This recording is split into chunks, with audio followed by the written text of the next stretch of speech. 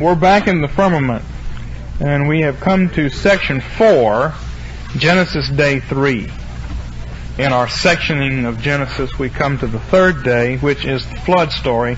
And I want to look at that because the flood story has the same pattern as the book of Exodus. It's kind of a precursor of the Exodus. We were mentioning this yesterday in Peter's lecture, how what Moses goes through at the beginning, being put in an ark. Now the ark floats on water and it comes to land and he comes out of it and certain things happen. That word ark, which is pitched with tar, is the only time in the Bible that the same word is used for the ark of Noah. Now the word for ark of the covenant is a different word, ark. But the word for the ark of Noah is the same as the word used for the ark that Moses was in, and both of them are pitched. So there's obvious parallel between the two. And so what you kind of have is you've got the flood story, and then you've got the Moses in the ark and water story, and then you have the Exodus from Egypt, and you put these three things next to each other and they connect, and one leads to the next. So I want to look at this because it's going to tell us something that I think is important about the firmament. At least it's neat. And then we'll be able to summarize what we've seen about the firmament so far and move into the tabernacle. Genesis 6 to 9 is basically the passage starting in Genesis 6 verse 5. And the first section there is that the earth becomes formless and void, basically, and comes under judgment. That's the day one theme, verses 5 to 8. Yahweh saw the wickedness of man was great on the earth. Every intent of the thoughts of his heart was only evil continuously. God was sorry he made the earth, and the Lord said, I will blot out man. I will decreate the world. I will make it empty. And it will go back to being empty. And as we'll see, it goes back to being formless as well, because the distinction between land and sea disappears. And it seems that the distinction between firmament waters and earth waters disappears because the heavens open and all this water comes out of it. So the world is more or less decreated back and then recreated after the flood. Well, then if the earth is at that point, then as we've already seen, the Garden of Eden has this firmament slot. What seems to occupy the firmament slot in this section of Genesis is the ark. Chapter 6 verses 16 to 22 describe the ark. It has 3 stories. It is a sacred object, and we know it's a sacred object because the dimensions are given, and because it's square. And all the sacred objects in the Bible, with the exception of the laver, are square, but the laver's dimensions are not given. So it's somewhat less holy. And in fact, all the furniture in the tabernacle, including the altar, when they're carried through the wilderness, they have to be covered up so that no one sees them as they're carried through the wilderness, except for the laver, and it was not covered up. So it is, in a sense, less holy than the rest of these things. Its dimensions aren't given. But in the Bible, when the dimensions of something are given, and especially when it's a square shape or a rectangular shape, it's a holy environment. And the ark, made of gopher wood, no one knows what that is a holy object. And it has 3 stories. And up in the top it has a window. There's an emphasis on the window in the ark. And when the flood starts, it says the windows of the firmament opened up. And so the 3rd story of the ark has to do with heaven. The middle story, the earth. And the lower story, which was sinking the water, probably has to do with the waters under the earth. You have throughout the Bible this 3-decker universe. Heaven above, earth beneath, waters under the earth. And the ark seems to recapitulate that. It is a holy environment in which people are put where they're protected in the midst of the flood. And once the world is decreated back to water being everywhere, the ark floats on top of it. So if there's anything in the world that's between heaven and earth, it's the ark. So see, you've got heaven here, and all the world is completely covered with water, and you have this ark that's in between. It's all the firmament there is, so to speak, just from a geographical standpoint. But from a symbolic standpoint, it's the place where they go, and it's the church for the people. Then the 3rd section of Genesis is the flood itself. The waters recede from the land, the dry land appears, and then they come out of the ark and begin to repopulate the earth, so to speak. And that's a day 3 phenomena there. Waters go down, land appears, and then people begin to populate the earth once again. In fact, they're told to multiply, even as plants multiplied on the earth. So we can associate that with the 3rd day. The fourth day I associate chapter 8, 20 to 22 with the altar that Noah builds, in which he recognizes God as the ruler over all things. His rule is acknowledged then. That seems to have a fourth day slot. And part of the reason I'm sectioning it this way is because of the way the passage ends up. For the fifth day slot, I would put the blessing, starting in chapter 9, God blessed Noah. The first time we have God blessing anything is the fifth day in Genesis 1, so that would seem to introduce a fifth day consideration here. He tells them to multiply, that's a fifth day consideration. He tells them that they will rule over all these things, and so perhaps you might pull that back with the fourth day, but I would put it with the fifth because of the other associations. He gives them laws. God gives them new laws, again in the fifth day association. He tells them to be fruitful and multiply. In verse 7, it's climaxed. In fact, the paragraph here, chapter 9, verse 1, be fruitful, multiply, and fill the earth. Verse 7, as for you, be fruitful, multiply, populate the earth abundantly, and multiply in it. That's the paragraph. You've got closure there in the opening and closing sentences. And so that would seem to be fifth day concern. What that brings me to then is the rainbow, which God puts in the firmament. God spoke to Noah, verse 9, and he says, I established my firmament with you, with every living creature. And in verse 12, this is the sign, I established my covenant with you and every living creature. I'm getting tired, and it's just the middle of the week. Verse 12, this is the sign of the covenant that I'm making between me and you and every living creature that's with you for all generations. I will set my war bow in the cloud. It will be a sign of the covenant between me and the earth, and it will come about when I bring a cloud over the earth. The bow will be seen in the cloud, and I will remember my covenant. So God sees the rainbow. That's what counts. We see it sometimes, but memorials are primarily for God to see. And God sees this rainbow in the sky, and it's put in the firmament. So now we have something else about the firmament. The firmament has rainbow in it. And when God looks to the earth, He looks at the earth through the rainbow, which always reminds Him to be at peace. And in Ezekiel chapter 1, when we see God on His throne in heaven, there's a rainbow around the throne. In the book of Revelation, when God is seen, there's a rainbow around the throne. In Revelation, I think it's chapter 10, when Jesus appears and He has one foot on the land and one on the sea, there's a rainbow around His head. He looks through the rainbow. At the end of Revelation, you have this city built, and around the walls of the city are all these colored stones, which would seem to be a frozen rainbow arrayed around God. So when God looks at the world, He always looks through the rainbow. It's not that He gets reminded from time to time. It's that He's always reminded. Now what we're going to see is God, or the name of God. God is enthroned in heaven, Solomon says, but His name dwells on the earth in the cloud.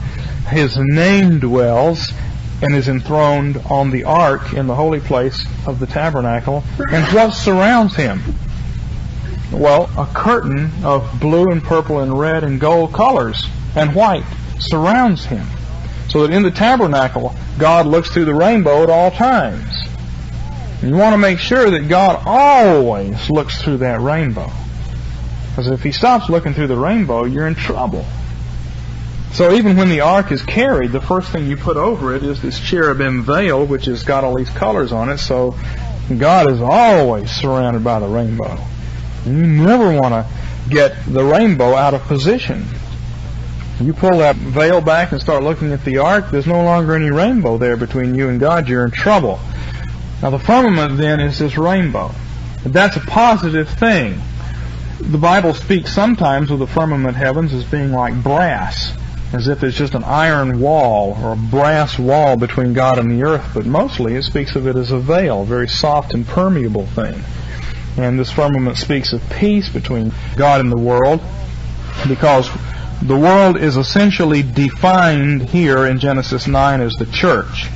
God says, I make this covenant between me and you, which is the church, Noah and his family, the people who are on the ark. This has nothing to do with common grace directly. The covenant is with the church and with every living creature that is with you. So the world, the animals, and all these living creatures are positioned under the church. God makes His covenant with the church and in the world through the church. And because of that, then God can be basically at peace with the world, but only through the church. What that will ultimately mean is that we are the rainbow. The church is the rainbow between God and man, and that's why our message is one of peace on earth, goodwill toward men. Essentially, the message of the gospel is supposed to be one of reconciliation. If people won't be reconciled, then there's wrath on the other side. But the gospel is not neutral news, it's good news. Its intention is salvation, even though there's a judgment side to it. So we're the rainbow, that Jesus is the firmament, and He's the rainbow between God and man. That's part of what this gives to us here. So I wanted you to see that the multicolored garments in the tabernacle connect with the fact that there's this rainbow around the throne of God, because the tabernacle is a firmament. Now, I guess if you wanted to wear vestments, and if you wanted to wear colored vestments, that would indicate, again, that the minister is preaching peace to the people. We don't in our kinds of churches, but throughout most of church history, the clergy have been vested, and often with many colors, and there again, if you connect it with this, then that's the idea. Just a visible sign of peace between God and man in these colors. A reminder of it. Well, the last thing that happens in this pericope, Genesis day 3, is the Sabbath judgment in the vineyard. Noah builds a vineyard. That corresponds to God planting a garden. In the beginning, Noah is the ruler of this vineyard, because the situation has changed. Before the flood, human beings were not given the right to exercise judgment. They were not elevated into any kind of kingship and rule. Well, now Noah is elevated into some kind of kingship and rule. It's not the full Melchizedek kind, but we begin to have some kingship and rule here. And so now God has given a little bit more responsibility to man. And Noah is the one who builds the vineyard, and when Noah's sons sin, Noah comes and Noah passes judgment. So the image of God does here what God did in Genesis chapter 3. God comes and passes judgment this time in the garden. This time it's the image of God who comes and passes judgment. Noah drinks wine, goes to sleep, and then these things happen. God, in Genesis chapter 2, leaves the garden, departs the scene, and Adam and Eve sin, and then God comes back. You see, the fact that God comes back in Genesis 3 means that He must have left at the end of Genesis 2. And so Noah goes off the scene and then comes back, and the sin has been committed. This will take us too far afield, but drinking wine in the Bible is associated with kingship. And in the book of Esther, Ahasuerus is drinking wine every time he passes a ruling. And the idea that the king being enthroned in Melchizedek kingship means you finished your work, you're into Sabbath rest, you're resting, you're relaxing, you're on your throne, you sit down, you no longer have to stand, and you drink wine. And in the fullest sense, none of that takes place until the New Covenant. Priests could never drink wine in the holy place. Their work was never done. But there's shadows of that, and I think that Noah drinking wine is associated with his kingship and is not designed to say Noah committed some gross sin here, but I think rather, personally, based on biblical theological considerations, it's a sign of his office that he rests and relaxes. He may have drunk too much. All we know is he drank and went to sleep. And I think in terms of the theology of Genesis, that's what it means. He comes back, he passes judgment. So Sabbath judgment is rendered in this vineyard, and everything that's said here sets up what happens in Exodus. The Canaanites and the conflict between the Canaanites and the Shemites is laid out here, and that begins to come to its climax in the Exodus and Joshua. Okay, you had a... What of the exhortation to the Davidic king not drinking wine? Well, the only thing I know to do with that is that the Davidic kings were not supposed to drink wine when they exercised judgment, but that the imperial kingship of Cyrus and Ahasuerus, who are the kings of the higher covenant that comes after the Davidic covenant, is closer to Melchizedek's stage. And so you do have an association, there's definite association in Esther. You don't think that that's a negative association given that they're pagans? No, I don't think so. I think Ahasuerus is a type of Christ in Esther, and I think that his judgments are all righteous judgments. This is why I say it gets me far afield. You'd have to listen to my arguments on Esther for that. The second question then, you just mentioned it in passing. I've seen this in Ruby Wise, but the warbow concept, how do we derive that? How do you derive that? To be honest with you, it's been so long I don't remember, but what I recall is that the word there implies warbow, and that God is finished with his war and he sets his warbow aside, and that's what it implies. And then I would go beyond that to say if the church is that bow, then we are exercising holy war and preaching peace to the people by being a rainbow. Revelation, the first horseman goes out with his bow. Yeah. It seems Chilton says that means that God takes his bow back. And there may be something to this. You see, with the rending of the veil, if the firmament in that sense is gone, then as we were saying earlier, the crisis is now upon us. You better shape up. In that case, the bow is no longer in the firmament. God takes it back again, and the symbolism undergoes a shift. But I don't have enough of that in my mind right now to put it together. Except it's something to explore. Now, let me look at this again, this Genesis Day 3. The earth is corrupt. I associate with exactly what Peter did yesterday, Exodus 1 and 2. Pharaoh, first place, the Jews are in slavery because of their sin. God doesn't put evil pharaohs over you just for fun. It's very clear that they were committing idolatry, and that's one of the things that brought about the change in their estate. The earth becomes corrupt. The ark, which is built, corresponds to the section dealing with the call of Moses. Moses becomes the ark for the people. They have to identify with him. The flood and the exodus out of the ark corresponds to the plagues of Egypt and the exodus from Egypt. The altar of earth corresponds to the fact that the climax of the exodus is that they worship with Jethro, I think, in chapter 18. And the ruler section, which is day 4 in Exodus, starts with the defeat of Pharaoh, and then you have, at any rate, it ends with Jethro. We have come to a place of affirming God as ruler. The law section is next, and the tabernacle section then corresponds to the rainbow and the firmament. And finally, Exodus chapter 40, which when God takes his throne in Exodus is the Sabbath section, and would correspond to Noah exercising judgment in the vineyard.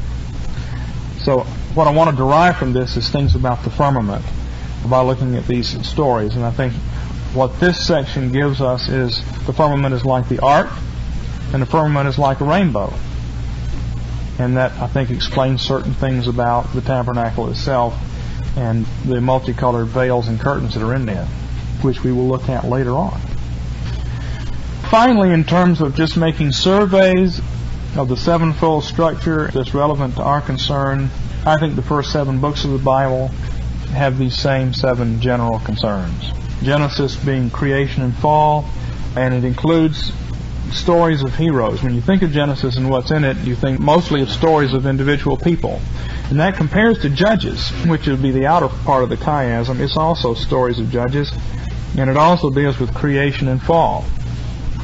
Because Judges starts with God putting the people into the land and then a succession of failures on their part in 3 forms. I mean, the failures are in chapters 1 and 2 and lead to God's judgment. And then we have the Judges, and the Judges seem to successively get worse and worse. And then the last 2 appendixes in the book show, again, things getting worse and worse. And so the last chapter of the book points to salvation. God gives brides. They go to a feast of the Lord, and at the feast of the Lord, God gives brides to those who have repented. And so there's an image of salvation into the future that comes at the end of the book. But essentially, it's a book of judgment. And if man fell on the 7th day, then Judges is a big picture of the fall of man. A whole series of pictures of the fall of man. Exodus, day 2, is the book of Exodus. It gives us the transition out of Egypt and the organization of the firmament sanctuary. Basically, Israel is set aside to be the firmament between God and the nations, and the entire symbolic sanctuary is organized there. You can match that with Joshua, which is a transition into Canaan and climaxes with the organization of the land. Half of the book of Joshua has to do with all these details about the organization of the land. Part of the boring parts of the Bible, you know. You read through the last 12 chapters of Joshua, and when you need something to put you to sleep. And it's half the book. And half of Exodus deals with the organization of the sanctuary. Compare days 3 and 5. Leviticus gives the law for the sanctuary, and Deuteronomy gives the law for the land. And then Numbers, the story of the host of Yahweh, would be the day 4 in here, because the host of Yahweh is a heavenly host. The book of Numbers tells us that every Israelite dressed in a garment with 4 wings on it, and had a tassel of blue, a blue thread in the tassel of the wings of his garment. So they were all dressed as cherubim. That's in Numbers 15. Cherubim have 4 wings, and all the Israelites were dressed as cherubim, many cherubim. And the numbers of the organization of the tribes in Numbers, in the book of Numbers, the census figures are all astral numbers. Well, many of them are. Enough to where what you get a picture of is the tribes gathered around the throne of God, but they're in the sky. Because the throne of God is a firmament sanctuary, and Israel is flying around that firmament. They become a cloud. They have these astral numbers. And then as the ark moves through the wilderness, it's as if they're passing through the sky, this march. And there's all kinds of heavenly imagery there, which corresponds to day 4 and the appointment of governors and rulers. At any rate, I think that chiasm of those 7 books, I think, is there. And I would submit that, again, it sheds some light onto what the firmament is. The book of Exodus, the gathering together of God's people into a host, would indicate that the people are the firmament. The nation of Israel is a nation of priests. Israel is my son. The son, the priests, stand between God and the world. They're in the firmament. And then the tabernacle is made as an expression of that. Now let me then summarize what I feel we have drifted into as regards understanding the firmament. Because when you're dealing with biblical imagery, it involves such an indirect process of inference. You keep inferring and comparing and comparing and inferring and rejecting this thought and trying this one out until you come up with a grid. And this is what I think you can come up with as a grid. This is what I operate with and what I would submit. First of all, the firmament is a shell that is beaten out. That's what rakah means, to beat, and rakia is something that's beaten out. And so the first idea you have of the firmament is it's some type of shell over the earth, and it's something that's beaten out. But it's like the cloud of God. When God's glory cloud appears, you just see this cloud. But the closer we get to it, we see that it has all these dimensions in it. It has angels in it, and the angels are arranged in ranks, and there's a firmament in it, and a throne over it, and there are wheels in it. Ezekiel sees all this stuff when he gets near. And it seems to me that as we begin to get near to the firmament, when we start being told about the firmament, we find out that while it is a shell, it is a boundary between heaven and earth in a sense, it has dimensions. Once you get near to it, you see that it's kind of a thick shell that's got some stages in it as it goes along.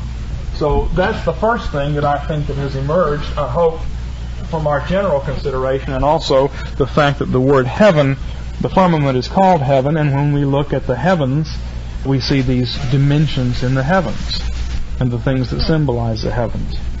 And as we run back and forth between the things that symbolize the heavens and the things that are said about the heavens, and we compare and compare and compare, it emerges that the heavens, the firmament heavens, this shell actually has some dimension to it. Qualities in it. It's not just a thin layer of metal between heaven and earth or something.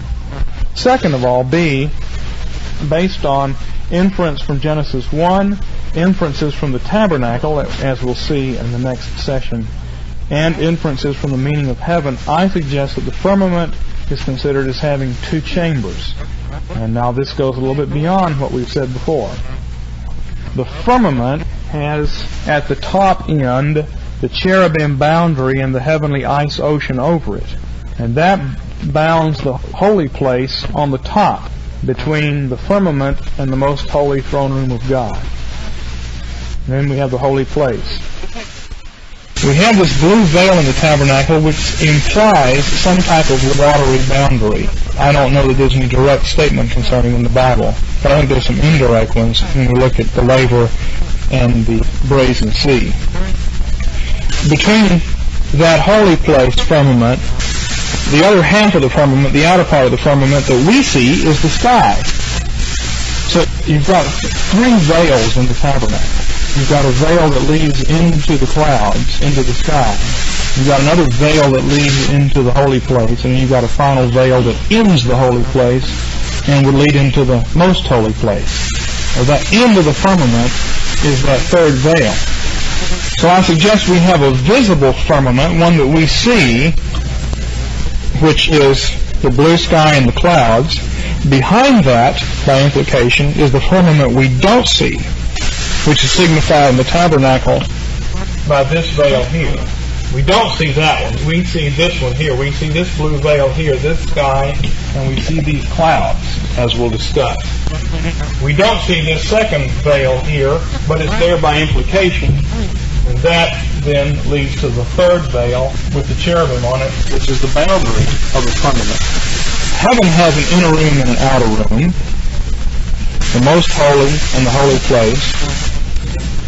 And the holy place is simultaneously the outer room of heaven and also the top room of the firmament.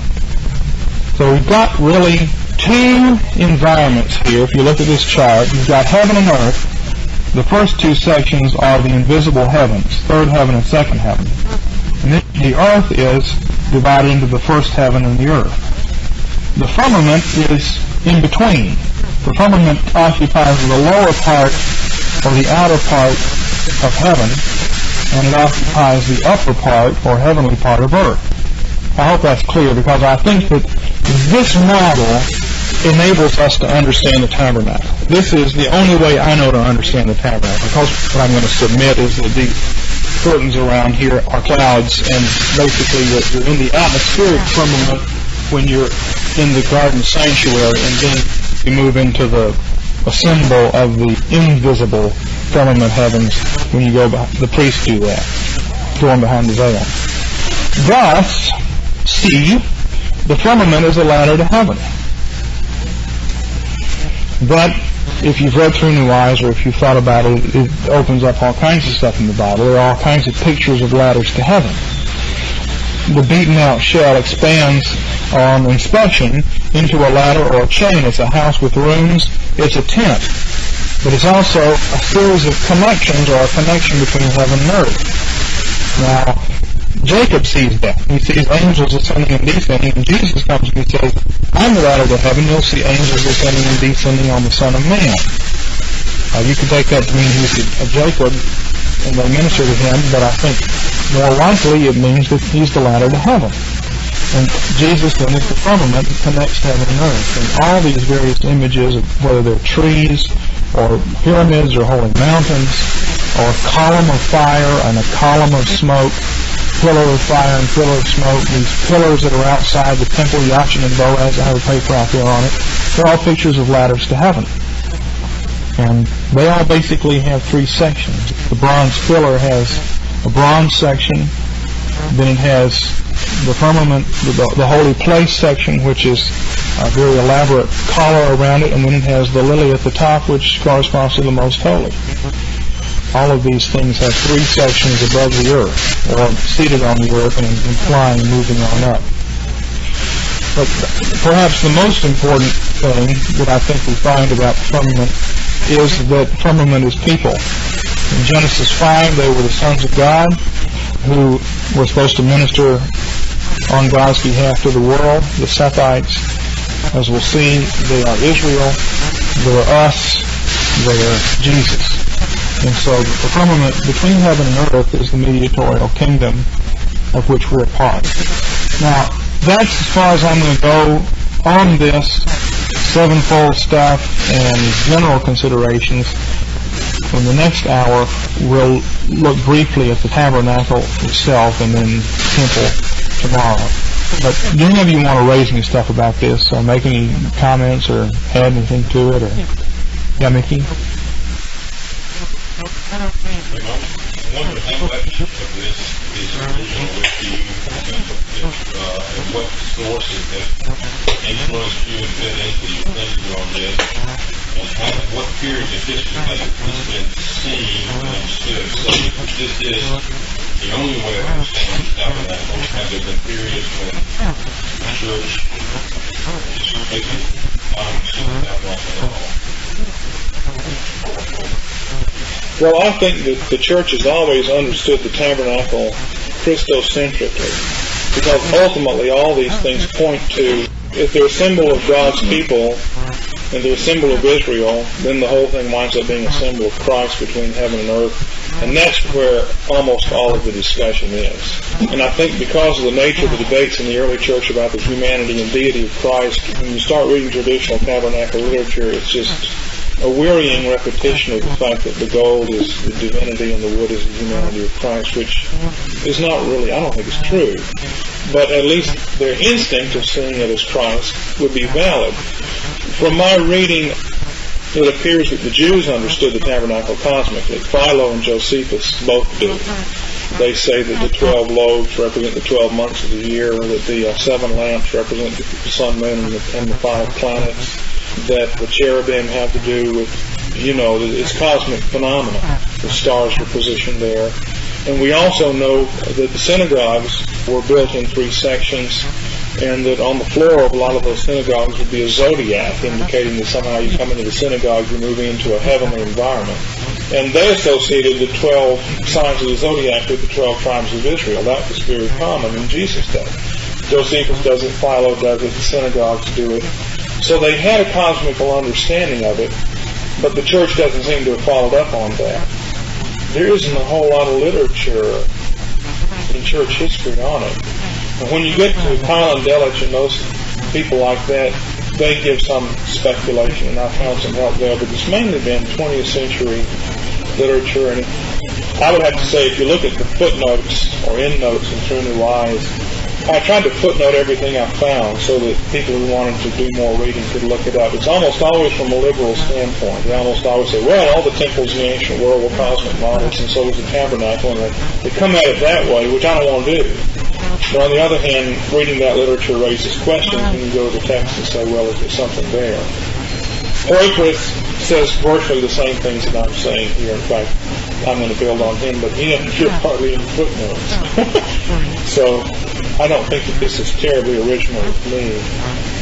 But on the other hand, I can't say, here's a bunch of 19th century works that do it this way. Usually, they just run it into Nicene Christology and don't see anything else there.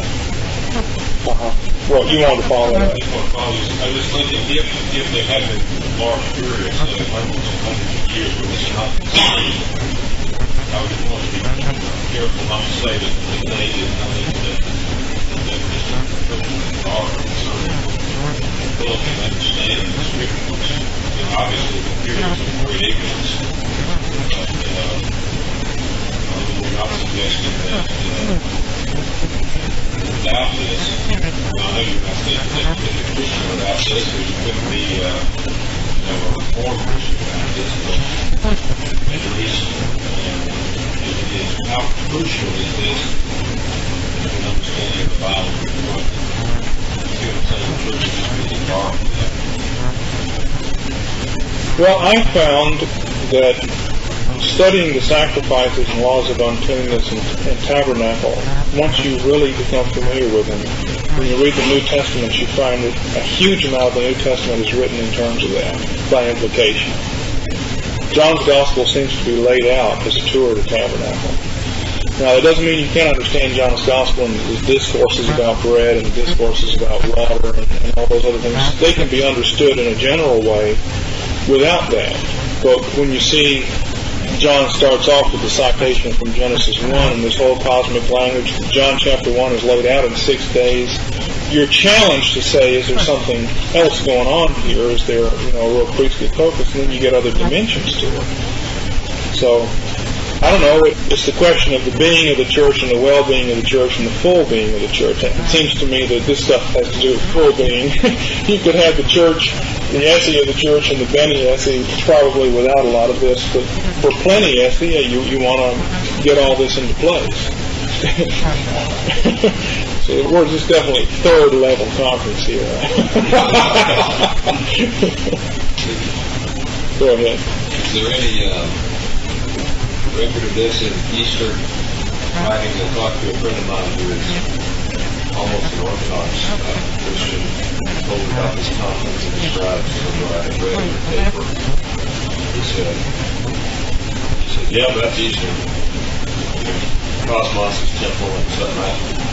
I didn't know it. I read anything in that area. I just wondered if there any literature, Eastern branch of the church, that has this similarity. You know, I don't have enough familiarity to give a full answer of that, but my impression is the early church understanding of church architecture and worship was grounded a whole lot in these kinds of things. We tend to dismiss it because there was always an admixture of Neoplatonism in it. But I think that if you look at what they were doing and you say, what would be a biblical foundation for some of these things, they seem to have been operating with a lot of these paradigms. One of the problems is that what we call biblical theology, which is the way I do this, you know, looking at the text and doing redemptive historical theology, most of the traditional literature in the church that does biblical theology is in liturgical theology. It's funny to go to Westminster Seminary and do all this BT and then come out and read some Anglican literature and see guys discussing all the same things, but they're doing it in terms of their discussions of revising the liturgy. One of the big doctrines that has come into the Reformed faith, come into more prominence in the Reformed faith in this century, is the doctrine of union with Christ. Always before it was Christ died outside of us, and we believe in the substitutionary atonement, and now we're grateful, and now that's why we obey. But now, as a result of biblical theology, we say Christ died outside of us, we trust His sacrifice, but now we're put in union with Him, and in union with Him, we obey. See, that stress. And you go to Westminster, and guys like Gaffin are doing a lot of work with union with Christ and union with His resurrection. We're justified by His resurrection. We're united to Him. That becomes a bigger theme that's addressed. Well, you look at the history of liturgics, and you find that the liturgical movement in this century said, well, we've done a whole lot with justification by faith, but we haven't done much with the offertory. And the reason we should make more of the offertory and not just have a collection in church, but have an offering and have stuff brought forward and have congregation pray together is because we're in union with Christ. Once we confess our sins and we're declared forgiven, we stand in union with Christ, and in union with Christ we bring our gifts, we bring the bread and wine forward, we pray together. There's this big offertory movement in liturgical theology that's a completely separate conversation from the union with Christ theology over here in Calvinism, but they're both dealing with the same thing. So I found an awful lot of stuff about the tabernacle, temple, sacrifice, useful thoughts in traditional liturgical theology in some of the church fathers and sometimes in the Eastern Church. But it's always mixed up, unfortunately, with these violations of the Second Commandment. And you just have to read with care. There seems to be a tradition of biblical theology there that's been warped with idolatry, and you have to be aware of that. But I think it's true, and I think in Protestantism there's been a tendency to just say, well, we'll deal with the Pauline epistles and maybe occasionally do a gospel. And so there hasn't been much done with that at all. Do you have anything to add to that? You have read probably more in some of the church fathers recently than I have. Did that square with what you're... I haven't come across anything in what I've read so far that deal